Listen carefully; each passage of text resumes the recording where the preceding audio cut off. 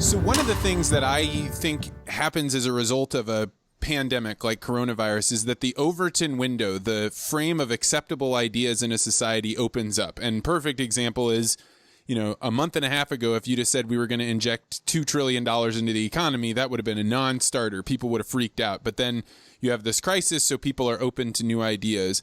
My Overton window idea is, let's get the state of Illinois to cut off East St. Louis and sell it to St. Louis, and give it to Missouri, and let us have that manufacturing space, and let us run that part of the state.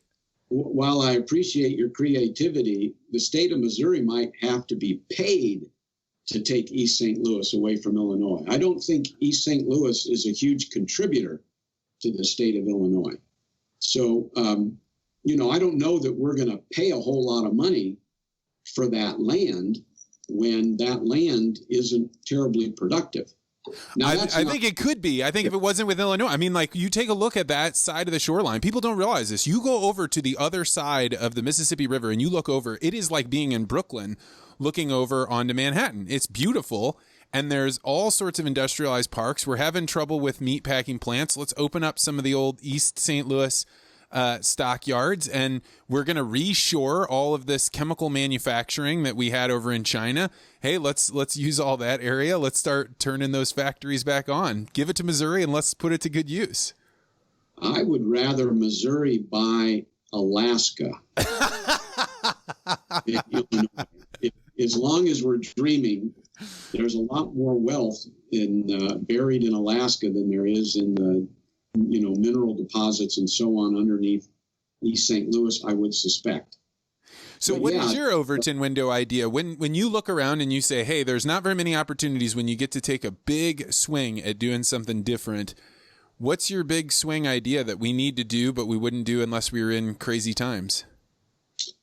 That's not something I've thought a lot about. The question is very intriguing. I mean, the idea that, what do we need to do?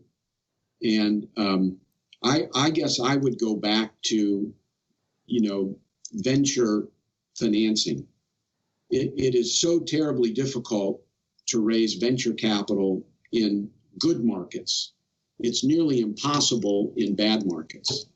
Most of the things that we enjoy today in our lives came from somebody's brilliant idea to do something that had never been done before. And then that idea somehow got funded with, bootstraps or venture capital or my rich uncle or something. So I think if it were me and we had the opportunity to swing for the fences, I would take the kind of money that was invested by the federal government in renewable power, which is an important thing to invest in, or art, which is an important thing to invest in. I would carve off a big piece and I would basically finance a lot of venture capital business development. Through the government money, through tax dollars. Yeah, it's been done before. At state levels, it's been done.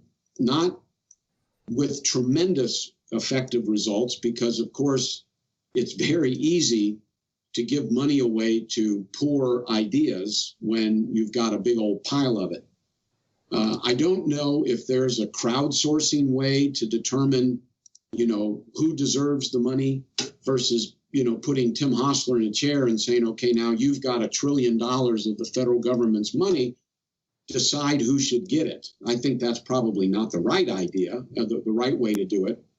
I don't know what the amount should be, but there is definitely right now in our world, in our country, tremendous demand for startup capital. And I think that would be a swing for the fences idea. I don't expect it to happen because of the same reasons that the political fallout of putting $500 million into Solyndra. It's that problem. But I think there's a way to manage an injection of venture type financing that could be done a little bit more sensibly, where maybe it's the current infrastructure, but there's just a government contribution. What about just getting rid of all the accredited investor requirements? I so for people that don't know, like a guy like me, if I don't have X amount, I don't even know what it is, like $2 million in reserves or something like that, you are not allowed to invest in private funding of venture capital unless it's very weird rules. Right. There's a few tests. It has to do with a net worth test and an income test. But really, it's an effort to protect people from themselves. So, again, the venture capital, snake oil, there's some similarities. So if I get you to let loose of $100,000 on my brilliant idea, and my brilliant idea, in order to really make a difference, needs $200,000, well, then you've built half a bridge, right? You can't really do anything with the $100,000 that leads to results. So part of this rule of accredited investing is that people theoretically have the wherewithal to lose what they are willing to invest. And the levels are kind of arbitrary, but it's somebody long ago's interpretation of the amount of money you would need to be able to lose in private investing. So I don't know that relaxing the accredited rules is a good idea. And frankly, I think that's why I gravitated to the, swing for the fences idea of having the government inject some of that venture capital, because I'm not sure it should come from Ma and Pa America. I don't know that that's the right place to get the money, although that's a lot of where it comes from now. I mean, I think I like intuitively disagree with you. I'm thinking through this idea. I think one of the things that we could point out would be, NIH funding going to the same types of people every time. The amount then of the way that grants are given out through universities. I don't think that has meted us the biological revolutions that we were hoping would happen, or the revolutions in physics or these other areas, because I don't think the government is very good at picking. I don't think that they are optimized for picking payback winners, right? They're optimized for some other goal that's not the same way that capitalism is oriented. I definitely agree with you. And that's why I said I don't think the right mechanism for giving the money out is to make one person sort of the king. And that's what they did, historically in part.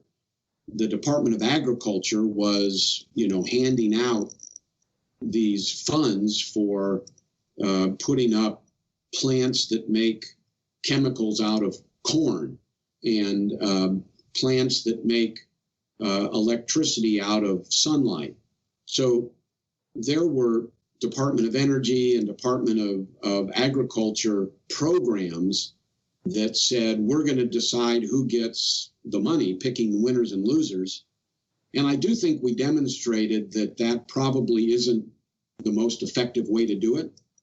And again, I don't know that I have the most effective way to do it, but I definitely think that when you look at all the parts of the economy where the most good is done for the least amount of money, I think venture investing, it's the riskiest, right? I mean, most of the money is lost, but an awful lot of good has come from those ideas being financed into economic viability.